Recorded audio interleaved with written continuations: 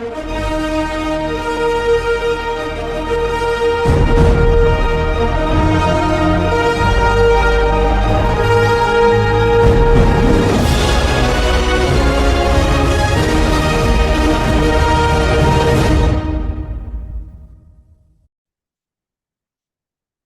good morning. Welcome to the Morning Report. My name is Willie Lawson. The Morning Report is a production of fightbackmedia.com, fightbackmedia.com, fightbackmedia.com. I wanted to, first of all, before we get into any of the news stories, I wanted to talk to you about something I believe is very important. It is the concept of what now? What do we do now? Because I've talked to some people offline, some friends of mine, and they are crushed. They are distraught, especially after the murder of Charlie Kirk. They are distraught, not just for Charlie Kirk and his family, it's for our nation. Because the idea now is this is who we are. This is what we've turned into. And for some, the answer is yes. It's hard to say no, because we saw what happened. And I think that's the worst part. We actually saw what happened. We weren't told about it. We actually saw it. It actually happened. So the idea now is, what next? What do we do now? How do we overcome this? How do we push through this? What's on the other side? Can we get better? Can we somehow heal? Especially now when the definition of heal isn't even the same between groups. On one side, the definition of heal is to grow ourselves individually and become better people and basically live some of the teachings of someone like Charlie Kirk.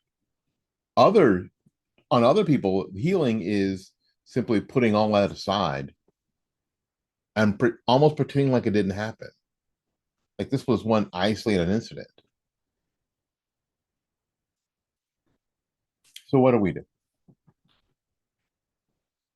I am charged with presenting at church on Sunday, and I've been thinking about what the next step always is.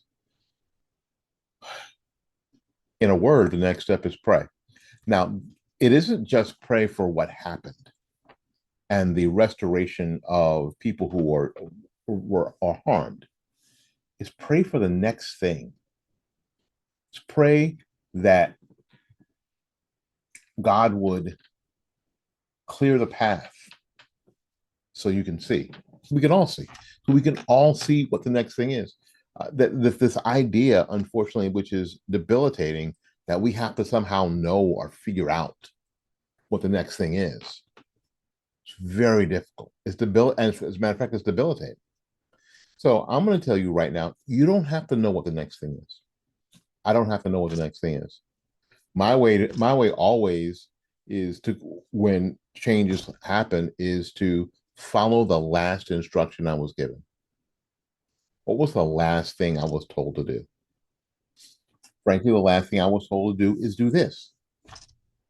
Is to come to you every day if I can and try to present you with facts and try to present you with perspective maybe that you've not heard, maybe to encourage you with that perspective, maybe to challenge you with that perspective. That was the last thing that I was told to do. So as I pray for guidance going forward, I will continue, and you should too, following the last instruction you were given, whatever that is. It might have been just making sure your family's good, making sure your friends are good. It may be make sure that you're serving in your community. Are you still working at the soup kitchen? Are you still gathering clothes for the homeless? Are you still continue to do that? Because what the enemy wants us to do is to stop, is to be paralyzed. Get up. On this Tuesday morning, get up. Leave the house. Talk to your friends. Talk to your family. Console someone who needs consoling. Encourage someone who needs encouraged. And pray for a path forward. Yes, yes. What happened to that family is horrific. And what happened to some of the people who were close who got an up close view of this horror? Yes. Pray that God would help them heal through this. But also pray that he would make your path forward more visible, that he would be a light onto your path. And he will be. And remember, like I just said, follow the last instruction that you were given. Keep doing that. We'll be back with some more current stuff right after this extremely, extremely important message. Billy Graham famously said he believed the next move of God would be believers making a difference in the marketplace. In the fall of 2019, Anton Kresik moved to Washington, D.C. And as Anton began his career in the political arena, two things became obvious. Godly principles were lacking on both sides of the aisle, and many organizations were putting profits before people. 7 Weeks Coffee was started to reverse this trend and live out Graham's calling as believers in the marketplace. As a values-based business, 7 Weeks Coffee has a simple and transparent mission. Donate 10%, a tithe, of every sale to pregnancy care centers across the nation. They are committed to earning your trust, not expecting it. So how do they do this? Leading with their values, showing the impact and providing the highest quality product. I am a Christian. I'm conservative. And 7 Weeks Coffee unapologetically supports pregnancy care centers across the nation. Please join us by letting your coffee serve a greater purpose.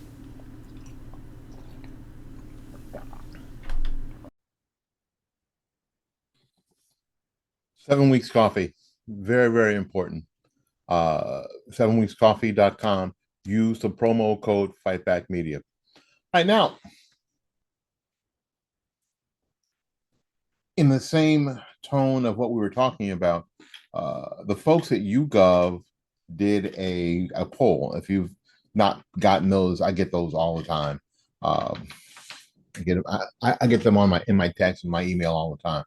And I usually answer. I don't usually ignore it. I've unsubscribed, even though sometimes they're worded in a way that seems just tiresome. But I find this one interesting. The question is this: most Americans say it is unacceptable to be happy about a public figure's death. The question is, do you generally consider it to be acceptable or unacceptable for a person to be happy about the death of a public figure they oppose?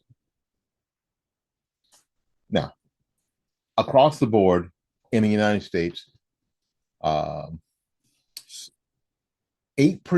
of people say that it's acceptable. Always or usually acceptable. Wow. 14%, I love these people always. I don't know. They're not sure. And 77% of respondents to this poll say that it is always or usually unacceptable to be happy about the death of a public figure that they oppose. So we've got a lot of talk about how does this break down politically. I'm sharing this poll with you. Now you can agree with a poll or disagree with a poll. You can. That's entirely up to you. Let's start off with people who consider themselves very liberal. 24% of those who consider themselves very liberal say in this poll that it is always or usually acceptable to be happy about the death of a public figure that they oppose.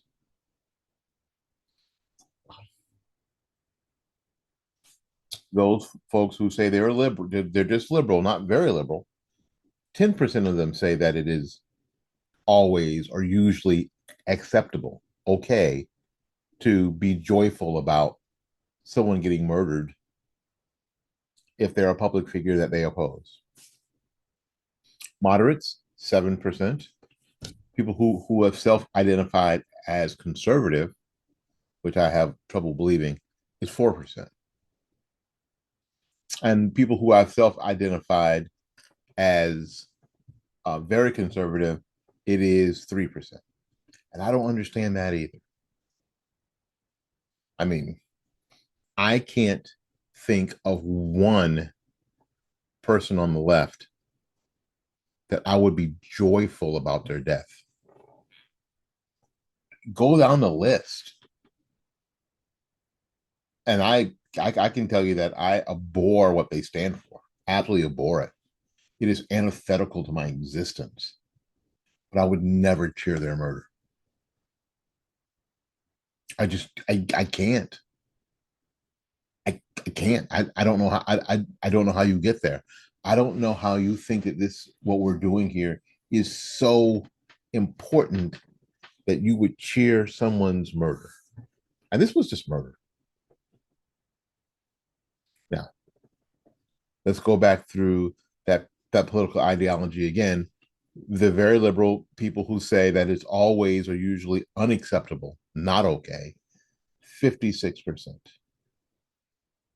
The liberal, not very liberal category is 73, moderate 80%, conservative 91%, very conservative 90%. But what's most disturbing about this is the age breakdown of people who have self-identified between the ages of 18 and 29.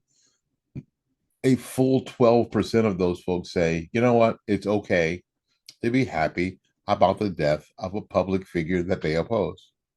And we kind of saw this play out recently at Texas Tech and I think UVA, I'm not sure the other place, where there was a vigil going on and two students decided that they would interrupt it. First of all, it's an incredibly childish, sophomoric thing to do. And both ways, one was going to stomp on some of the flowers. What is that? What kind of 8-year-old does that sort of nonsense? And the other is hopping around, dancing around like they stole somebody's candy. Right? Both exhibitions were sophomoric and childish, which leads to a ton of other questions and a ton of other discussion about how someone who is supposed to be 18 and or so and an adult gets to that place to behave that way in public. Amazing. So a full 12% of those responded to this YouGov poll say that it is always acceptable or usually acceptable to be happy about the death of a public figure that they disagree with. It may have something to do with, oh, I can't debate you, so I'll just what? Punch you in the face, right? I can't make my point. I don't know how to make my point. I don't have the tools which to make my point. I don't have the knowledge or the wisdom by which to make my point. So I'll just punch you in the face. Right? Between this part again is equally more disturbing. Between the ages of 30 and 44, people self-identify as 30 to 44. A full 11% of them say it's okay to be joyful about the death of somebody that you disagree with politically.